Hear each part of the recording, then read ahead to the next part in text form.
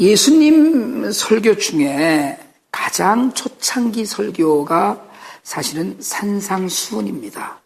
마태복음 5장에서 7장까지 산상수훈으로 쭉 말씀하시잖아요. 근데 물론 그 전에 예수님이 다니시면서 회개하라 천국이 가까웠느냐 이렇게 선포하고 다니셨어요.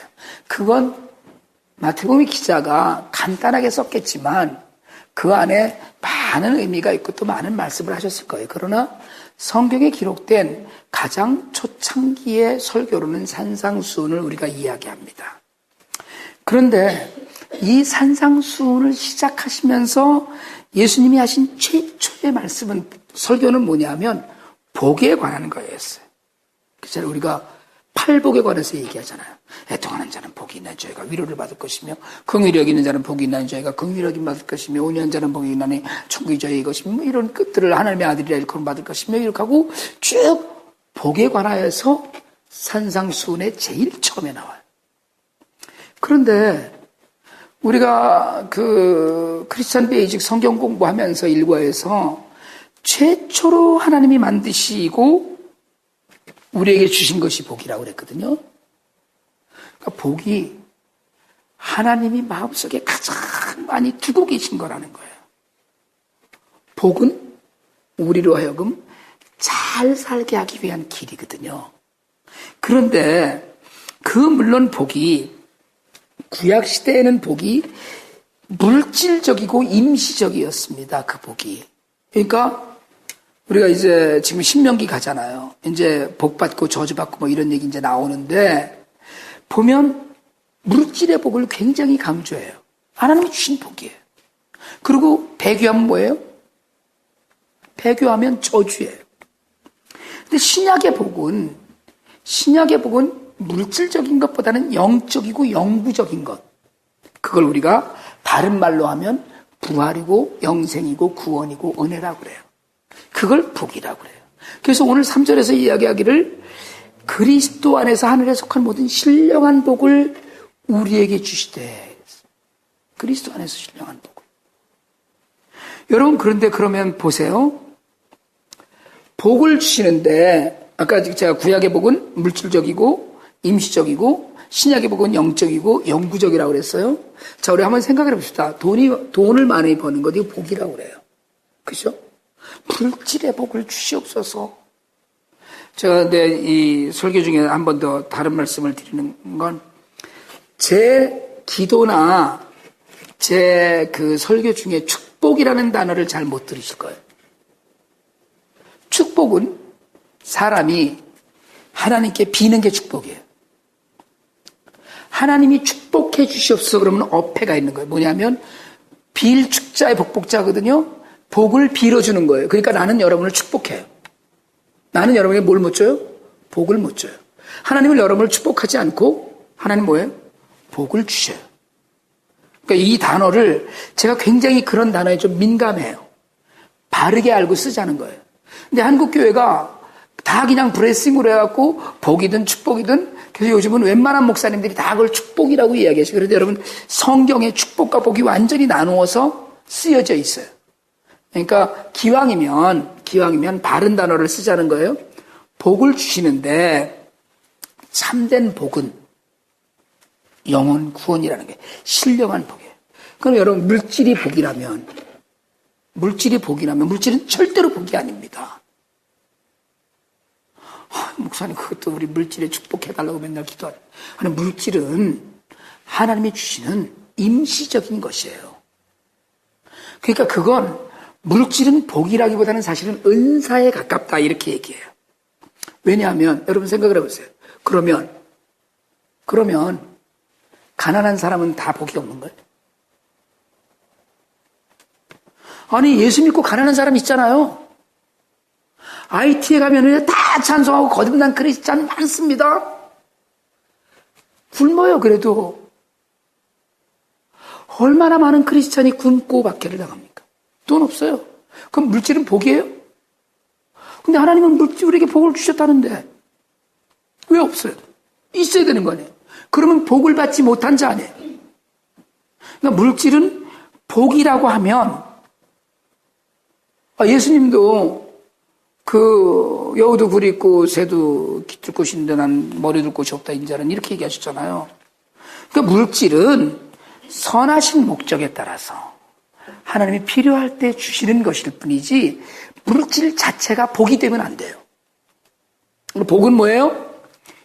우리가 이제 얘기하는 복은 구원이고 은혜이고 영원한 것이에요. 물질은 여러분 그렇게 따지면 건강이 복이다 이러면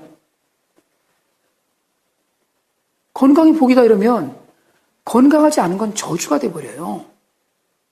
지난주 일날 우리 갭에서 이동일 선교사님이랑 간사 두 분이 같이 왔었잖아요. 그 중에 나이가 좀 들었다는 분은 다들 애들같이 생겼는데 나이가 뭐 35, 31 이러시더라고. 그 중에 35 된 송혜정 간사라는 분은 IT에 들어가서 9개월 동안 있었는데 간호사예요. 간호사였는데 들어가서 와프제럽이라는 클리닉에서 IT는요, 특별히 여자들을 100명을 진찰하면 한 명도 빼지 않고 다 성병 환자입니다. 그리고 면역력이 없기 때문에 굉장히 어려움이 많아요. 그런데 이분이 가서 몸이 약해지면서 IT 사람들을 다 자기 손으로 만져가면서 치료를 했거든요. 그러다가 자기가 다 병이 걸렸어요. 간염도 걸리고 혈액도 나빠지고 온몸에 성한 데가 없어 지금 이제 한국으로 돌아가느라고 철수해서 나온 거예요. 그게 우리 예배드리기 전날 IT에서 돌아와서 우리 예배드리고 내일 가신다고 그러더라고요. 건강이 만약에 하나님이 주시는 복이라면 복의 반대 개념은 성경적으로 저주거든요. 그러면 건강하지 않으면 저주받게 돼버려요. 그러나 하나님 나라는 그렇지 않아요. 사도 바울도 육체의 질병을 안고 살았잖아요. 그러니까 오늘 우리가 이야기해야 되는 복, 이 복은 영원한 구원의 복이에요. 육체적인 고난이나 물질적인 빈곤 가운데서도 하늘의 참된 복을 구하는 사람, 이게 복 있는 거예요. 물론 여러분 기도하세요. 물질에 관해서도 돈 많은 게 죄가 아닙니다. 그건 하나님이 쓰시는 목적이 있고 물질도 많이 달라고 기도하세요. 그리고 건강하게 해달라고. 여러분 제가 만약에 아프면 여러분 속을 얼마나 썩이는 거예요. 저는 목사가 아프면 성도들 속 썩이는 거라고 생각합니다. 정말로. 여러분도 마찬가지. 플루샷 맞으시면 플루샷 다 맞으세요. 플루샷 맞고 비타민C 정기적으로 드세요. 제발 아파갖고 목사 속 좀 새기지 마세요. 감기 걸렸어요. 목사도 물론 감기 걸리지만 건강하세요. 그런데 가다가 보면 건강 안 할 수도 있고 가난해질 수도 있잖아요. 그러니까 가장 중요한 건 구원을 받았느냐, 은혜를 받았느냐, 하나님의 영광을 누렸느냐, 이걸 찬송할 수 있느냐가 가장 중요한 거예요. 다른 무엇보다도 중요한 거예요. 우리는 복을 이 복 받았네, 돈 많이. 여러분, 돈 많은 사람 중에 하나님의 뜻대로 살지 않는 사람들이 얼마나 많습니까? 예수를 열심히 믿다가요. 제가 아는 분 한 분이요. 새벽 예배, 수요 예배, 금요 철야 다 나왔어. 제가 평시도 때인데 교회 봉사는 다 하고요.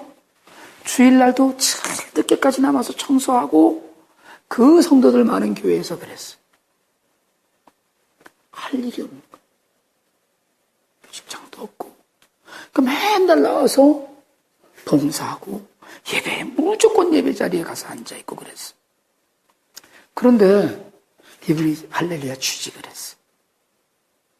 그러다가 금방 원래 또 뭐 좀 이렇게 잘하는 분이어서 사업을 했어. 돈을 많이 벌기 시작을 하니까 일단 1차적으로 새벽 예배를 못 나오기 시작하는 거예요. 여러분 새벽 예배 길티 필링 갖지 마세요. 그런데 어쨌든 그분은 이제 나오다 못 나오는 거예요. 금요 철야는 이제 적은 지 오래됐고 그러고 나더니 조금 있다가 수요일 날 저녁 예배도 못 나와요. 그러다 출장 간다고 주일도 빠져. 돈은 많이 벌었어요. 우린 그걸 복이라고 이야기하지 않아요. 그건 복이 아니에요.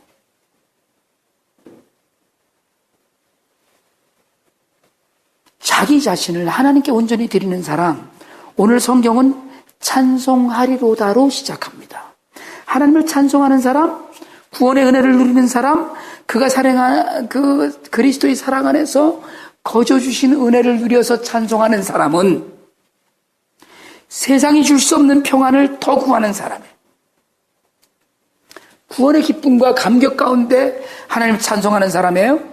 그러니까 그런 찬송을 하는 사람만이 정말 죄사함의 은혜를 누린 사람이에요.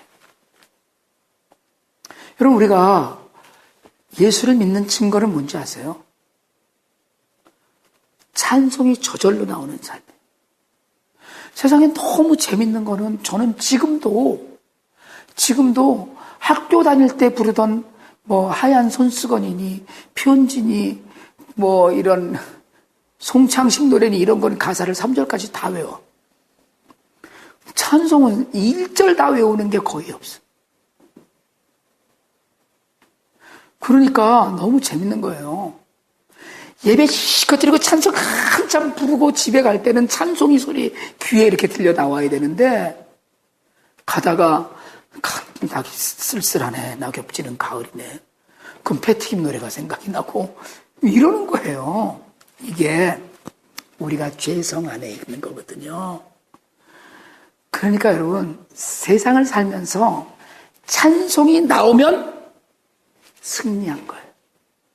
아무리 어려운 일이 있어도, 아무리 힘든 일이 있어 금방 죽을 것 같아도 찬송이 나오면 승리한 거예요. 기도가 아니고 말씀이 아니에요. 찬송은 곡조 있는 기도라고 우리가 그러잖아요. 하나님을 찬송하는 거예요. 찬송은 하나님을 영화롭게 하는 거거든요. 하나님을, 나는 지금 죽어도 제가 오늘 낮에 이재철 목사님 설교를 하나 그냥 우연히 어떻게 듣게 됐는데, 그게 마침 암 수술하시기 전주에 하신 설교였어요. 그런데 당신의 그 건강 상태와 암에 관한 이런 상태들을 지금 이제 설명을 하시는데, 암에 걸린 것, 65이 돼서 암에 걸려서 이제 수술하고 치료해야 되는 과정에 있는 걸 얼마나 진실한 마음으로 하나님 앞에 감사하는지, 그 감사하신다는 말 한마디로 은혜가 되더라고요. 암에 걸렸는데 찬송하고 싶은 거예요. 돈을 다 잃었는데 찬송하고 싶은 거예요. 건강을 다 잃었는데 찬송하고 싶은 거예요. 자식이 실수하고 실패했는데 찬송하고 싶은 거예요. 그러면 뭐예요? 그걸 우리가 성공했다고 그러는 거예요. 여러분, 성공은 다른 게 성공이 아닙니다. 복은 다른 게 복이 아니에요. 우리가 이야기하고자 하는 복, 우리가 이야기하고 싶은 성공은 신령한 복이에요. 하나님이 우리 안에서 주시는 정말 예수 그리스도 안에서 모든 신령한 복이라고 그랬어요. 그러니까 오늘부터 혹시 여러분이 정말로 진정한 복을 받은 사람이라고 믿는다면 찬송이 입에서 끊어지면 안 돼요. 어떤 찬송? 그냥 콧노래가 흥얼흥얼 나와야 돼요. 나의 갈 길 다 가도록이 됐든지 정말 무슨 찬송이 됐든지 간에, 그래서 사람들이 야, 넌 요즘 뭐 되는 일도 없는 것 같은데 뭐가 좋아서 이렇게 콧노래를 부르고 다니냐, 이래야 되는 거예요. 난 믿는 적이 있어. 안 되죠. 여러분, 변화는 세상이 변화된 게 아니에요. 내 환경이 변화된 게 아니고, 내 형편이 변화된 게 아니고, 내 처지가 변화된 게 아니고요. 좋아진 게 아니고 내 안에 변화가 된 거예요. 그게 신령한 복으로 다 주신 거예요. 그리스도 안에서 우리를 택하셔서 많았거든요. 창세전부터. 거룩하고 흠이 없게 하시려고 우리를 예정하시고, 그래서 은혜를 베풀어 주셨어요. 전에 제가 그런 말씀 드렸는데 지난번에 은혜로 시작해서 평강을 누리게 하신 거예요. 은혜에서 평강까지 갈 때 아무것도 변화된 게 없습니다. 은혜 받았어요. 은혜 받았으면 복권이 당첨돼야 될 거 아니에요. 은혜 받았으면 금시라도 뭐 정말 엄청나게 달라져야 될 거 아니에요. 아무것도 변하지 않았어요. 그런데 뭐를요? 은혜 받아서 변화가 됐더니 평강을 누리는 거예요. 이게 복음이에요. 이게 오늘 하나님이 우리에게 원하시는 그리스도인의 삶이에요. 그러니까 찬송하리로다. 찬송하리로다. 찬송해라. 우리는 그리스도 안에서 오늘 7절 보니까 그의 은혜 풍성함을 따라 그의 피로 말미암아 죄 사함을 받았느니라. 여러분, 그리스도 안에서 죄 사함을 받았다는 건 그냥 우리가 그리스도 안에서 이 단순한 표현이 아니에요. 그리스도 안에서 죄 사함을, 그 피로 죄 사함을 받았다는 건 뭐예요?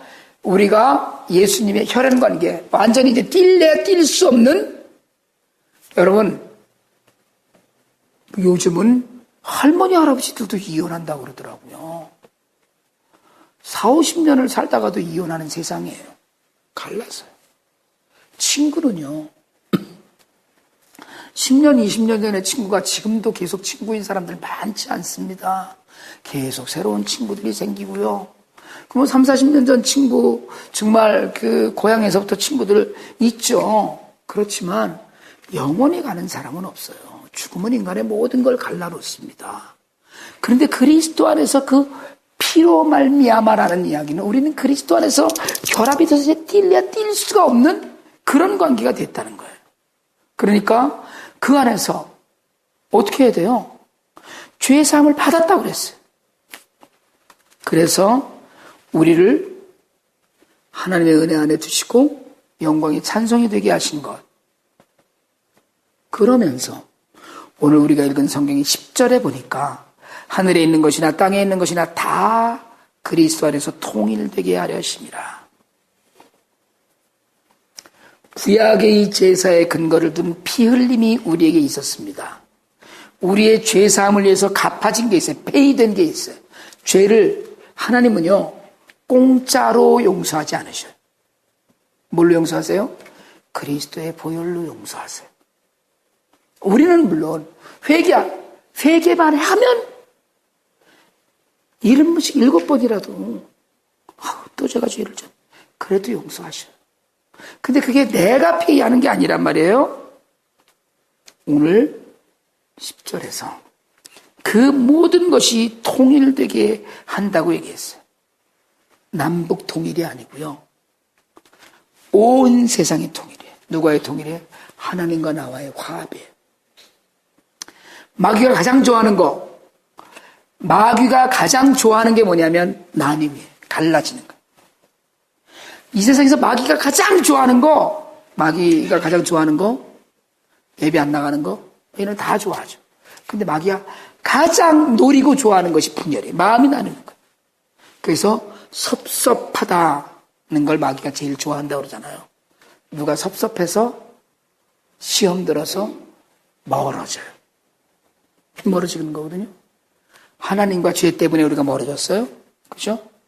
이게 통일되고 온 우주가 통일되고 그 죄사함이 얼마나 컸냐 하면 얼마나 풍성했냐 하면 과거와 현재와 미래의 모든 죄를 사해 주시고 누구도 용서했어요? 청녀도 용서하시고 세리도 용서하시고 심지어는 예수님을 핍박한 자들도 용서하시고 바울도 용서했잖아요. 모든 것이 화합되고 통일되게. 그래서 어떻게 하시려고요? 우리가 성경 공부 시간에 배우지만 아빠, 아버지라고 부르게 하려고. 그래서 다 용서하시는 거예요. 실명한 복을 받고 하나님을 찬미하는 자들에게 주신 은혜가 뭐냐면 다 통일되는 거예요. 마음이 하나 되는 거예요. 여러분, 바라기는 첫째는 찬송이 끊이지 않는 삶을 사실 수 있길 바랍니다. 어려운 일 많이 있어요. 늘 힘든 일이 있어요. 그럼에도 불구하고 하나님이 하실 일이 있어요. 믿고 우리에게 주신 신령한 복, 구원의 은혜, 그거 하나만으로도 감격하는 삶을 사세요. 그게 믿음이에요. 그래, 우리를 구원하셨지. 우리를 이렇게 돌봐 주셨지. 이것만 되면 여러분 어떤 어려움이 있어도 찬송할 수 있어요. 그 찬송을 하시고 그리고 모든 것의 마음을 하나로, 하나님과 하나로, 교회와 하나로, 성도들과 하나로 통일하는 마음이 되어서 정말 우리가 신령한 복을 받은 사람임을 증거하실 수 있기를 바랍니다. 우리가 신령한 복을 받은 사람임을 온 세상 사람들이 찬송 하나로 마음이 하나가 된 걸로 우리 교회에서 뭐 해야 돼? 오늘 하나님의 말씀 가운데 이런 말씀을 우리가 같이 나가야 돼. 이게 우리의 증거가 되면 사람들이 우리를 보고 은혜 누리고 그 가운데 증거를 보면서 기쁨과 감사를 배워갈 거예요. 여러분 정말 오늘 말씀대로 우리를 택해서 신령한 복을 주시고 죄 사해서 모든 것을 하나 되게 하신 하나님의 은혜가 밖에 나가서 사시면서 다 증거가 되셨으면 좋겠어요. 저 사람만 보면 내가 저 사람 정말 어려운데 그래도 찬송이 나오네. 저 사람 보니까 정말 하나님과 하나 된 게 분명하네. 이런 증거가 우리 모두 안에 가득하기를 주님의 이름으로 축원합니다.